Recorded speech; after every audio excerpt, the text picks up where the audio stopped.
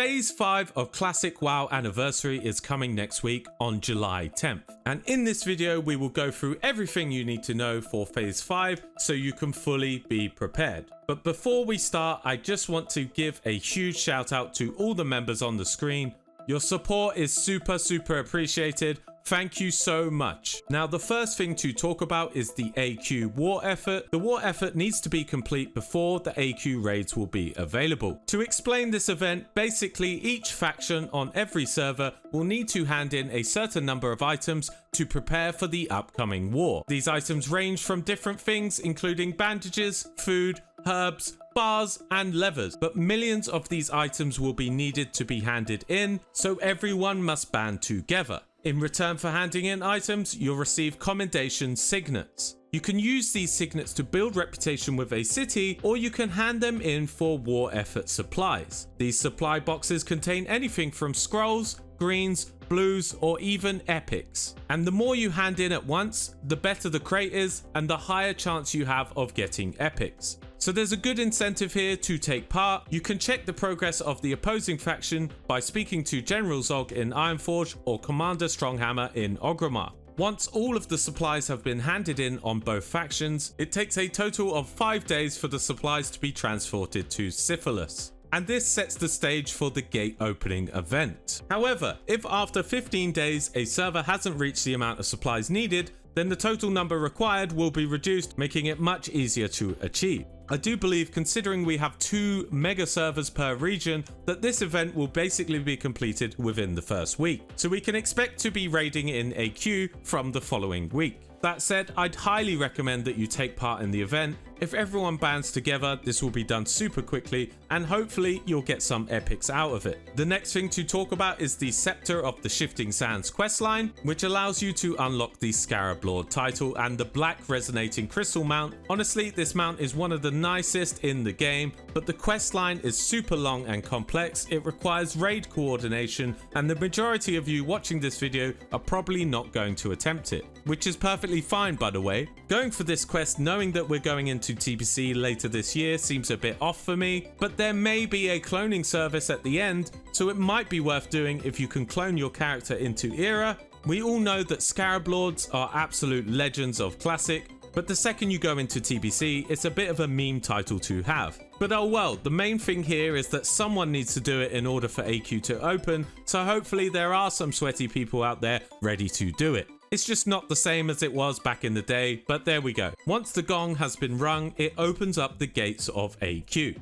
And it also triggers the epic 10-hour war event. This event is one of the most famous and fun events in Classic WoW history, so be sure to go and have some fun. There is lots of open world content to do, which you'll want to do for your brood reputation, but also the PvP is insane. This event is honestly the hallmark of WoW's history, and if you've never witnessed it before, now is the perfect time. Once the gates are open, we'll have access to 2 new raids. These are the Ruins of AQ, also known as AQ 20, which is a fun 20-man raid. If you have a brain, then it's not much harder than ZG, and it's easily puggable. Then of course, the famous Temple of AQ, also known as AQ 40, which historically has been an absolute guild killer.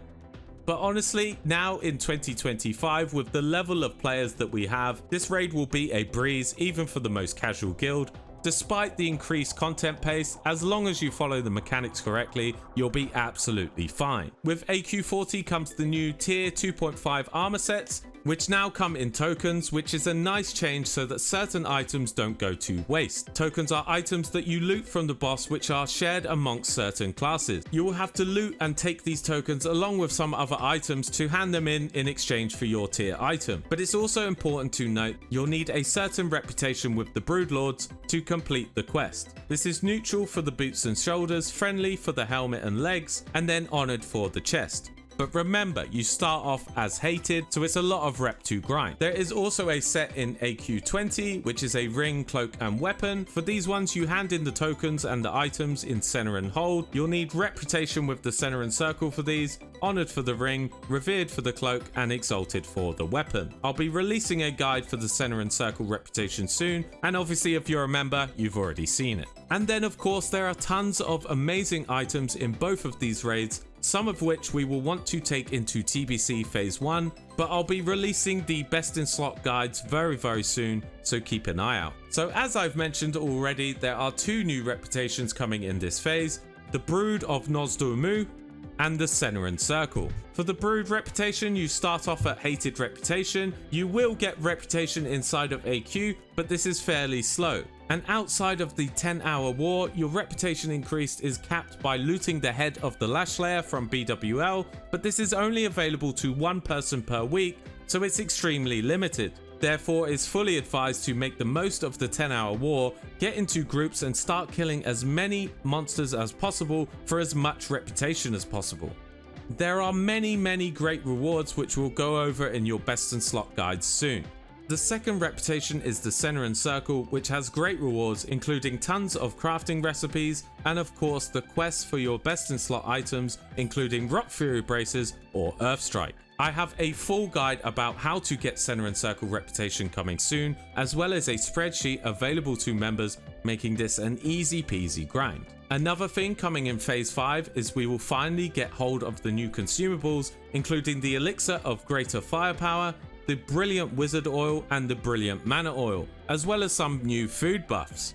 The oils are obviously absolutely fantastic for us casters, which we're very happy about. New loot has also been added to various dungeons, making it much easier for ults to catch up. Some of them are actually very nice. This is also the point when Hand of Justice changes from General Angerforge to the Emperor. I know a lot of people have been asking about that in the comments. Well, it's finally happening. Now I just want to talk about consumables and nature resistance needed for AQ. It's a common talking point that tons of nature resistance will be needed for everyone for the entirety of AQ. But actually, as a caster or healer, you probably don't need any nature resistance gear at all. The 2 bosses with heavy nature damage are Viscidus and Princess Huhuran. For Viscidus, you can use some nature resistance gear which will help you to resist or reduce damage taken, making it much easier for your healers, but this comes at quite a significant DPS loss. So you can also mitigate Viscidus's damage with consumables. The biggest of these being the Elixir of Poison Resistance, which we'll get to in a moment. For Princess Huhuran,